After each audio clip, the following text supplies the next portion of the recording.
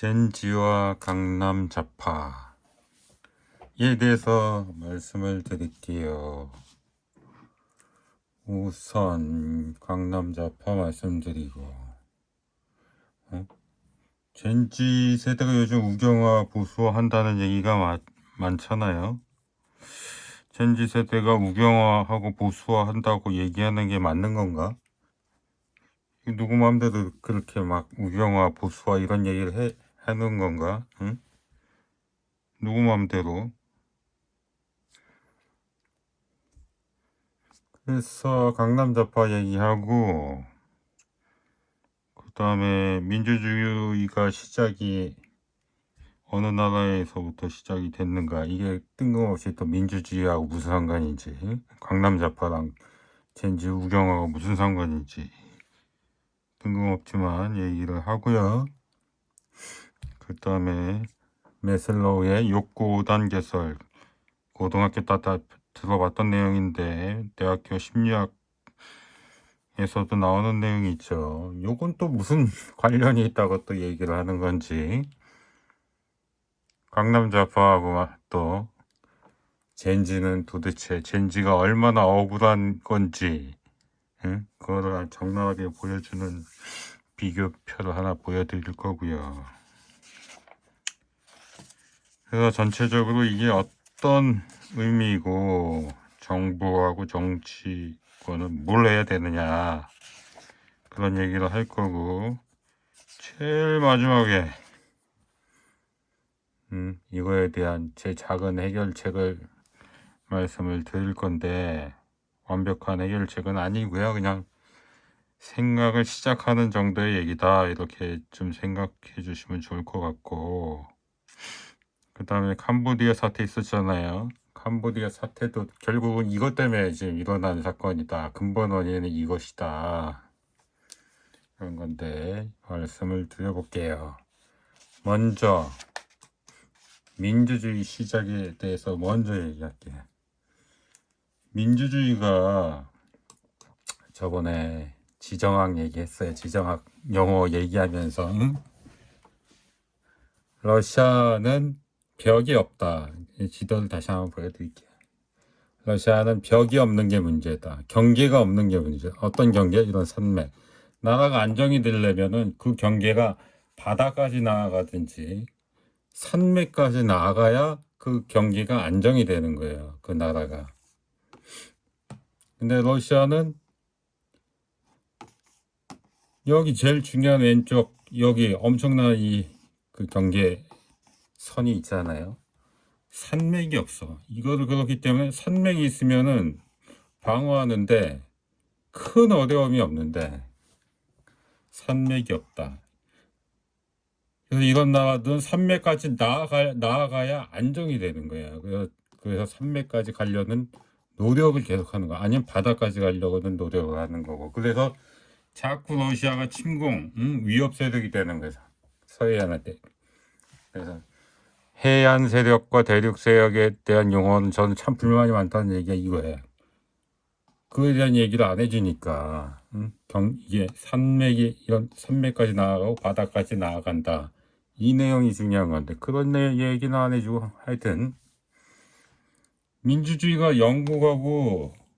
시작이 영국하고 미국이에요. 이 프랑스로 알고 있다고 그러면 잘못 알고 계신 건데, 영국은 명예혁명이 1688년 이후에 입헌 군주제가 세워지면서 점차적으로 이렇게 민주주의가 만들어진 거고, 미국은 1776년에 독립을 하면서 대통령제를 한 거죠. 그때 민주주의가 시작이 된 거고, 프랑스 대혁명이 1789년이에요. 연수는 얼마 차이가 안 나는데 그 이후에 엄청난 혼란이 있었잖아요. 엄청난 혼란이 있어서 서로 죽이고 죽고 하다가 서로 막 사형시키고, 그러다가 나폴레옹까지 나왔고, 나폴레옹이 나오고 나서도 한참 후에 1875년에 제3공화국이 되면서 겨우 민주주의가 자리가 잡은 거야. 그래서 프랑스가 1789년이야. 근데 더 웃긴 건 독일은 민주주의가 있었나요? 있긴 있었구나. 사회민주주의 시작한 그게 있었지. 하여튼 굉장히 늦은 거지. 히틀러도 나오고 나중에, 그죠? 왜 이렇게 늦었냐, 민주주의가. 제가 저번에 지정학 얘기하면서도 말씀드렸는데, 프랑스, 독일도 굉장히 불안정하다. 왜? 여기 경계가 뚜렷하 막아주는 게 없어. 그러니까 서로 침략하고 침략받는 일이 너무 많은 거지. 또 독일도 보면 경계가 막아주는 게 없잖아요. 그러니까 너무 침략받고 침략하고 러시아의 취약점을 얘기하지만 그 취약점이 프랑스, 독일에게도 있다고 저번에 말씀드렸어요. 그래서 근데 왜 영국에서 민주주의가 생겼냐? 그거는 여기는 정치적으로 불안정하고 안보, 안전에 대한 불안전성이 있어서 여기는 여유가 없다. 항상 불안하다. 마음이 불안하다. 여유가 없다. 근데 여기는 침략에 대한 위협이 없기 때문에 마음의 안정이 있고 안보에 대한 담보가 있고 그래서 상대적으로 여기는 여유가 많다. 마음이 여유롭다. 그래서 민주주의가 여기서 발전한 것이다 라고 말씀을 드렸어요. 미국도 마찬가지고. 뭘 얘기하고 싶은 거냐? 강남 좌파 얘기할 때 말씀드릴게요. 강남 좌파라는 얘기 들어보셨나 모르겠어요. 이게 2005년도에 나온 얘기라고 그러네. 찾아보니까 옛날에 그 당시에는 많이 들었던 내용이에요. 용어인데 이 용어가 굉장히 그 당시에는 뜬금없었어. 강남이면 제일 잘 사는 사람들이잖아요. 제일 잘 사는 사람들인데 보수당을 안 뽑고 진보당을 뽑아? 그런 현상을 얘기하는 거예요. 그때 당시에는 너무 어이가 없다라는 거로 받아들였는데 지금에 보니까 이게 어이가 없는 게 아니라 인간에 대해서 제대로 지금 보여주는 단어였던 거예요. 지금 와서 보니까. 강남에서 진보당 국회의원을 뽑는다 이거지. 야당, 그때 당시에는 다 이제 여당이 보수당 그런 당이었잖아요. 예전에는. 다 보수당만 집권하던 시기에 막 그런 얘기를 하는 거야. 근데 잘 사는 사람들이 보수 잘 사는 사람의 재산을 지켜주는 당을 뽑지 않고 그 복지를 해야 된다, 뭐 민주주의를 해야 된다, 평등을 주장하는 그런 좌파당을 뽑아. 그때 참 이상한 언어였다고 생각했는데 지금에 와서 보니까 이거는 이상한 게 아니라 인간에 대해서 인간의 모습이 이렇구나. 그냥 설명해 주는 단어였을 뿐이다. 앞에도 얘기했지만 이게 뭐예요? 민주주의가 보통 나라가 GDP가 1인당 GDP가 1만 달러가 넘어가면 사람들이 민주주의에 대한 요구가 엄청 커져서 그 나라는 민주주의가 된다. 그런 얘기를 하잖아요. 그러니까 이거는 이거랑 똑같은 얘기니까. 결국 여유가 있기 때문에 삶의 여유가 있기 때문에 나의 행복뿐만 아니라 타인의 행복에 대해서도 관심을 갖는다. 타인의 행복에 대해서도 그런 거예요. 그래서 인간의 5단계 욕구설, 그러니까 인간의 기본 속성으로 들어가 보자 이거예요. 그래서 5단계가 뭐예요? 1단계 인간은 먼저 생리적 의식주 이게 해결이 돼야 그 다음 거에 대한 욕구가 생긴다. 그런 거잖아요. 이게 해결이 안 되면 이 이후의 거에 대해서는 욕구가 챙길 여유가 없다는 거지. 또 안전까지 확보가 되면 이 위의 거에 대해서 여기까지만 되고 이게 안 된다 그러면 이 위의 것까지 대해서는 챙기지 못한다는 거거든요. 나는 이걸 지금 딱 보고 무슨 생각이 드냐면은 메슬로라는 이분이 지금 보니까 조금 생소한데 내용이 이게 이 안전 우회가 이렇게 세 개가 정서적인 거 이거 고차원적인 게 이게 세 개나 있었어? 하는 생각이 지금 저는 들었어요. 이게 뭐냐면 이 5단계 이론을 만드신 메슬로 이분은 이걸 만들 당시에 본인을 참 좋은 세상에 사신 분이다. 응? 고차원적인 거를 지금 세 개나 지금 해놓은 거 보니까 그 자손에 대한 욕구 이게 이제 출생률에 대한 얘기인데 자손에 대한 욕구는 어디에 들어갈까요? 이걸 어디에 넣어야 될까? 응? 여기에다 넣어야 될까? 우리 젠지 세대들은 지금 어느 단계까지 지금 확보가 된 걸까요? 욕구가 1단계가 확보가 됐을까? 우리 젠지 세대들이 느끼는 게 많은 사람들은 이것도 해결이 안 됐다고 지금 생각하는 거 아닐까요? 이게 어쩌면 여기 있을 수도 있고 여기 있을 수도 있어요. 근데 지금 우리 젠지 세대들은 여기도 안 넘어갔을지도 몰라. 의식주가 해결이 안 된다고 생각할 수 있어요 지금. 그 안전 문제도 저는 심각하게 보는데 물론 미국 트럼프도 심각하게 보잖아요. 우리 정치인들 너무 심각하게 안 보는 것 같아. 나는 진짜 범죄자들 인권에 대해서는 생각하고 피해자들은 매번 나오고 피해자들 그 피해에 대해서 그 피해자 입장에 대해서 법을 어떻게 만들어야 된다 한번 생각해 본 적 있어요? 범죄자들은 갔다가 나오면은 또 범죄 저지르고 갔다가 나오면 또 범죄 저지르고 응?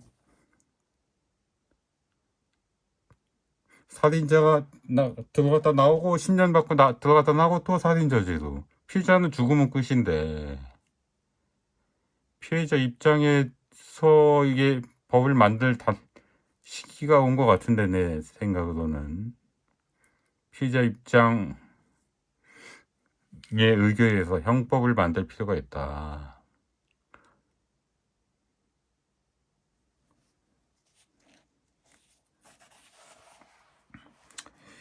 그래서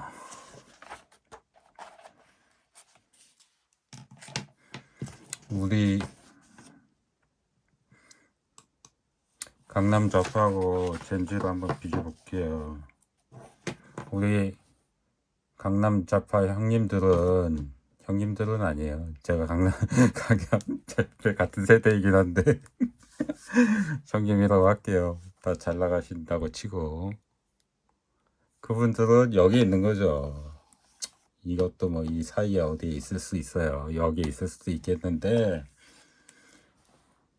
이거 다 만족이 되니까 자신의 그것까지도 할 수가 있는 거예요. 지금 그때 당시에 그러니까 굉장한 경제 사정이 여유로웠다는 거지. 미래가 밝고 응? 그리고 자기 자식들도 그렇게 될 거라고 생각하고 손자도 그렇게 될 거라고 생각했기 때문에 자식 낳는 거에 대해서 응? 뭐 이렇게 거부감이 없었던 거죠. 자기도 풍족하고 자식도 풍족하고 손자도 풍족할 것이다. 여유가 있을 것이다. 라고 느껴졌기 때문에 그건 생각할 필요도 없어. 그거는 그냥 바로 아는 거야. 뭘 연구해가지고 그걸 뭐 계산해가지고 나는 애를 낳으면 안 되겠네. 나는 손자를 낳으면 안 되겠네. 그렇게 하는 게 아니에요. 그거는 느껴지는 거야. 그냥 순간적으로.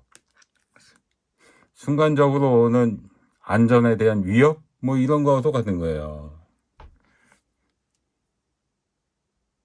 그게 안전에 대한 위협일 수도 있겠네요, 진짜. 자식을 갖는다라는 게. 근데 우리 형님들은 이 상황이었다는 거고, 우리의 젠지들은 지금 여기에 있는 건지, 어쩐 건지, 이 상황인 거예요.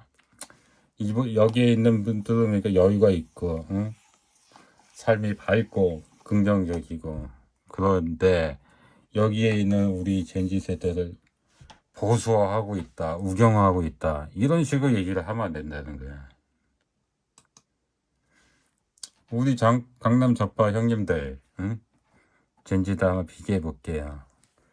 우리 강남 좌파 형님들 386 세대라 그랬어요, 그때 용어가. 80년대생 아니구나. 80년도 학번 60년대생. 근데 뭐 사고 친 세대도 마찬가지겠지 뭐. 지금 40대도 마찬가지예요. 40대, 50대, 40대, 50대, 60대 초반까지 들어갈 건데 그때 대학 때 공부 안 했어요. 근데 젠지들 대학 때 공부만 했어. 놀지도 못하고, 응? 연애도 잘 못, 연애는 할 사람은 했겠지만, 초중고 때도 딱히 공부 안 했어요. 초중고 때 공부만 했죠, 젠지. 알바도 거의 안 했어. 응? 알바? 경험상 취미생활로 알바했지. 뭘. 근데 돈 없는 젠지 많은 젠지는 알바 엄청 해야 돼요. 취미로 하는 게 아니라. 이거 죽기 살기로 하는 거야, 이거. 그리고 이거 우리 강남 잡혀 형님들 대기업. 어? 수업도 안 들어갔거든. 수업도 안 들어갔는데 대기업 골라 들어갔어. 근데 우리 젠지 세대 중견기업도 안 뽑아. 그 옛날에는 신입사원만 뽑았거든. 신입사원은 안 뽑아 또. 아파트 엄청 싸게 살았잖아요. 아파트를 살 수가 없어 이제. 자기 월급으로는. 대출도 엄청 비싸요. 옛날엔 뭐 엄청 대출도 쌌어 사실 이자도 싸고. 또 우리 형님들 퇴직 나이도 막 연장하네. 응? 아니 젠지 세대는 입사도 못하지 경력 쌓기도 어려운데. 응? 결과적으로 보면 대한민국 부는 우리 형님들이 다 갖고 있는 거야. 그 와중에 젠지들이 응? 그래, 조금 살아보겠다 코인 주식 부동산 뭐 이게 뭐 잘못된 방식일 수도 있어요. 근데 몰리는 자도 있는 거지. 통계적으로 보면은 무조건 나쁘다고 얘기할 수 없다는 거예요. 또 이거 비트로 했잖아요. 계속 망하고 있어 그래서. 이제 얼마나 지금 억울한지 딱 느껴지잖아요. 억울할 것 같아. 내가 옛날에 태어났으면 세상이 밝아보여 핑크빛인데 지금은 뭐 잿빛이지 회색 잿빛. 그래서 결론이 뭐냐면 경제가 발전하고 미래 전망이 밝으면 젊은 세대는 강남 좌파가 된다. 진보가 된다. 왜? 여유가 있으니까. 근데 이미 발전한 세상에서 경제 발전이 지지부진하고 돈이 일부 세대한테만 집중이 되고 젊은 세대한테는 기회가 별로 없고 그러면 그들 미래 전망이 밝지가 않고 그럼 어떻게 되겠어요? 젊은 세대는 여유가 없지. 우울하지. 불만이 쌓이죠. 근데 이거를 정치권이 우경하다, 보수하다 이렇게 말하는 거는 옳지가 않다는 거예요. 이 우경화 보수화는 강남 좌파의 용어일 뿐이에요. 용어. 지금 민주당이 엉망진창인 게 이 내용을 이해를 못한다는 거예요. 지금 너네는 틀렸어. 뭐 너네는 틀렸어. 뭐가 틀려. 너네는 다 지금 이 사람이 겪고 있는 내용이 틀린 게 뭐가 있어. 그래서 정치권은 이들의 문제를 같이 해결해 줘야 되는 거예요. 지금 이 문제가 지금 결혼 출산율하고 바로 직결돼 있잖아요. 지금 그래서 우경화 보수화로 젠지 세대를 매도하면 안 된다. 그래서 결국은 뭐냐?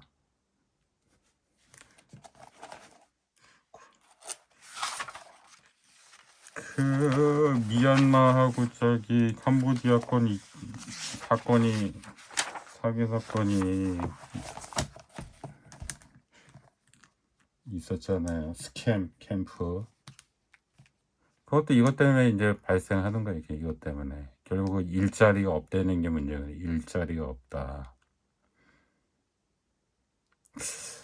그래서 정부가 이걸 저는 총력전을 해야 된다고 생각을 해요. 이게 여성가족부로 해야 될 문제가 아니고 일자리를 만들어줘야 된다. 일자리를 총력전을 해야 되는데 청급 조정 정부 조직이 필요할 것 같고 뭐 관세청 같은 청급 말하는 거죠. 국세청. 그냥 제가 간단히 생각해 본 거예요. 그냥 시작하는 정도로 같이 생각해 보면 되지 않을까 하는 거 얘기를 하는 거예요.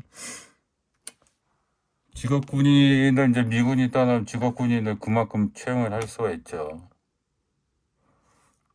그 다음에 우리 문화원, 세종학당 뭐 이런 거 해외에 엄청 만들고 있잖아요. 엄청 많이 만들었거든. 그걸 더 많이 만드는 거지. 아직 많이 아직 진출을 안 나라까지 좀 만들고 거기에 또 채용을 하는 거죠. 그 다음에 캄보디아에 무슨 지원을 한다고 돈을 4천억인가 줬잖아요. 응? 그걸 돈으로 주지 말고 문화원, 세종학당 같은 그런 단체를 만들어 공익사업을 하는 단체를 직접 보내는 거예요. 그래서 우리나라 사람이 하고 그 사람 직접 그걸 챙기고 거기에서 그걸 그 나라 사람들하고 같이 하면 되는 거야. 그럼 우리나라 사람들도 일자리가 생기는 거지. 이거를 돈으로 주는 게 아니고 그리고 그 사람들이 또 거기에 자료 수집 뭐 이런 것도 해서 우리 외무부하고 연결이 될 수도 있는 거고 그래서 계속 거기서도 사업을 연결을 만들어내는 거지. 거기서도 계속 그 나라에 대해서 잘 이해하면 연결고리가 될 수 있다는 거니까 이것도 직접 해야 된다. 돈만 주는 건 안 된다. 그리고 일본에 일자리가 넘쳐난다고 그러잖아요. 호주 요즘은 좀 그렇긴 하죠. 워커홀 같은 경우 캐나다 워커 있고 미국 같은 경우는 간호사 뭐 의사 굉장히 의사는 뭐 우리나라 사람이 안 가겠지만 간호사는 갈 거 아니에요.